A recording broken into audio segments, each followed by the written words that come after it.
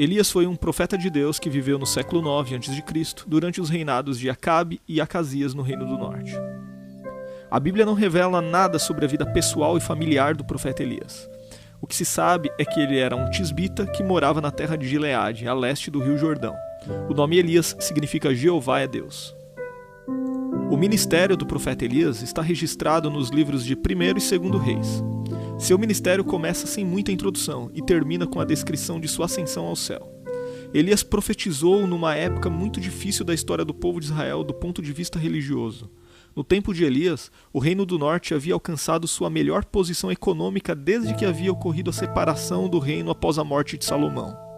O rei Onri procurou estabelecer boas relações com as nações vizinhas. Ele casou seu filho Acabe com Jezabel, filha de Etibaal, rei dos Sidônicos. Esse casal introduziu em Israel a adoração ao deus Baal de Tiro e Sidom. Acabe se encarregou até de construir um templo para Baal em Samaria. Nesse contexto turbulento de idolatria e paganismo, Elias foi chamado para servir como porta-voz de Deus. Ele recebeu a responsabilidade de lembrar aos israelitas que eles eram um povo do Senhor. É no capítulo 17 do primeiro livro de Reis que encontramos o registro das primeiras atividades do ministério do profeta Elias. Na ocasião, Elias anunciou que haveria uma grande seca. Aqui é importante lembrar que Baal era o deus da vida e da fertilidade. Logo, tal seca representava um ataque direto à suposta capacidade desse ídolo de controlar as condições do tempo.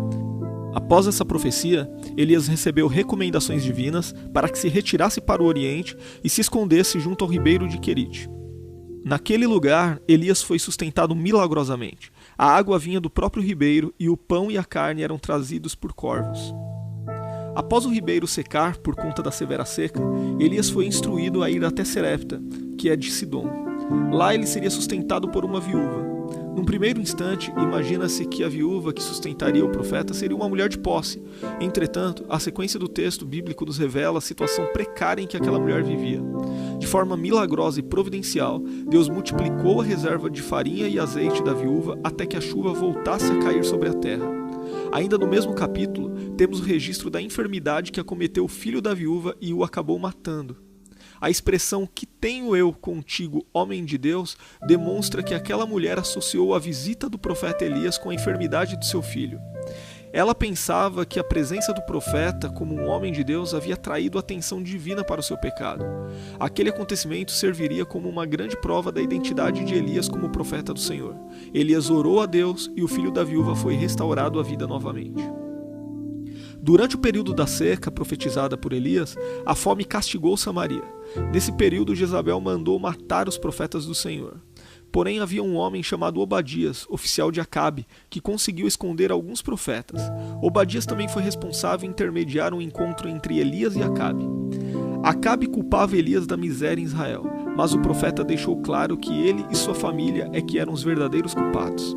Eles tinham pecado contra o Senhor, especialmente por causa da idolatria. Então o profeta convocou todo Israel a comparecer no Monte Carmelo. Naquele lugar, ele confrontaria os profetas de Baal sustentados por Jezabel.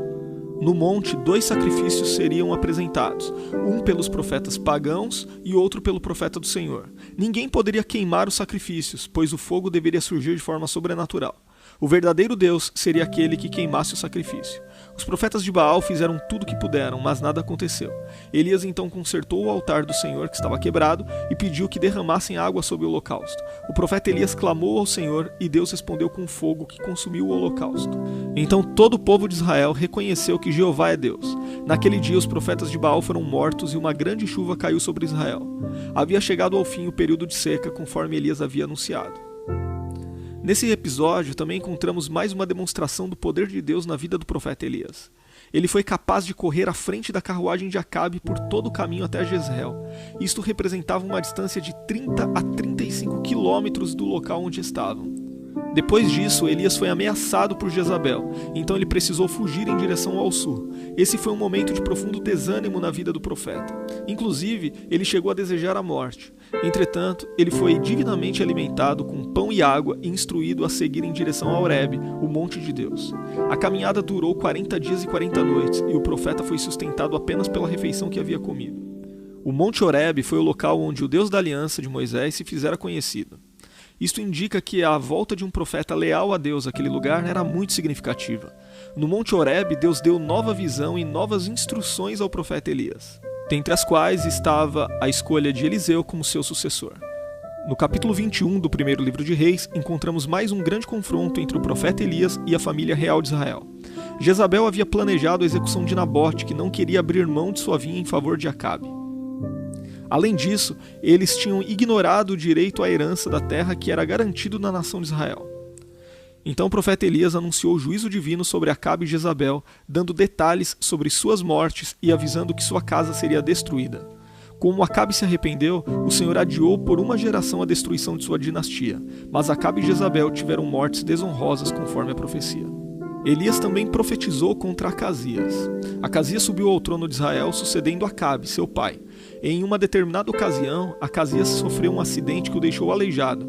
Prontamente ele tentou buscar auxílio no deus pagão, ironicamente chamado de Baal-Zebub, que significa Senhor das Moscas. Esse era um trocadilho que ridicularizava o nome de Baal-Zebub, que significa Senhor, o Príncipe. Acasias desejava saber se poderia se recuperar de seu problema, mas Elias interceptou os mensageiros de Acasias e ordenou que voltassem ao rei, avisando-o que ele havia ignorado o Deus de Israel e que certamente morreria. Revoltado, Acasias deu ordens para que o profeta Elias fosse preso. Ele enviou um capitão com 50 soldados ao encontro de Elias, que estava no cume do monte. No entanto, todos eles acabaram consumidos pelo fogo que desceu do céu. Acasias enviou outro capitão com outros 50 soldados e também foram consumidos com fogo. Insistentemente, Acasias enviou mais um capitão com seus soldados. Este último capitão subiu ao encontro de Elias e suplicou por sua vida e pela vida de seus soldados. O profeta Elias então o acompanhou e foi até a presença do rei para transmitir pessoalmente a sua mensagem. Assim como Elias havia predito, Acasias não se recuperou e morreu. O final do ministério de Elias está registrado no segundo livro de Reis.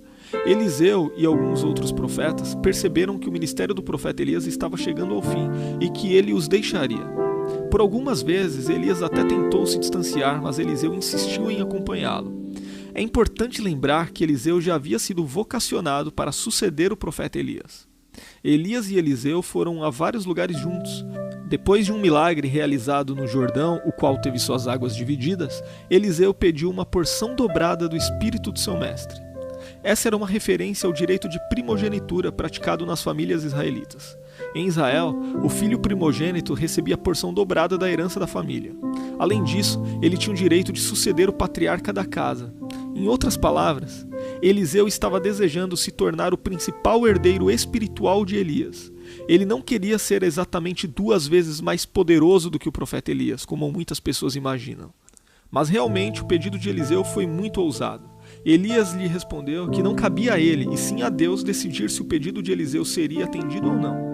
A sequência do texto bíblico nos informa que a concessão desse pedido de Eliseu foi garantida.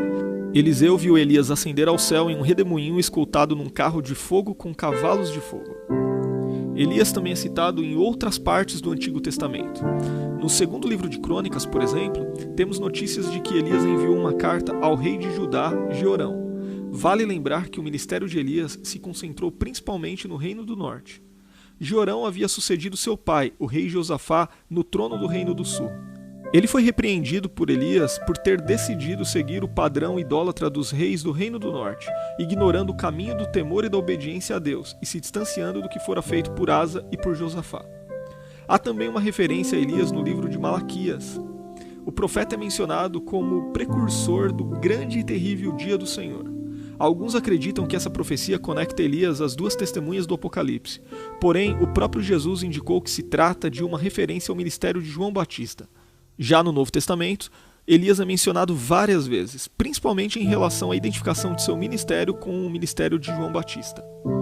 Mas a menção mais extraordinária de Elias no Novo Testamento, certamente, é no episódio da transfiguração de Jesus. O profeta apareceu junto de Moisés ao lado de Nosso Senhor. Ainda no Novo Testamento, o apóstolo Paulo citou o profeta Elias em sua carta aos Romanos e Tiago também citou Elias em sua epístola ao fazer uma exposição sobre a importância da oração.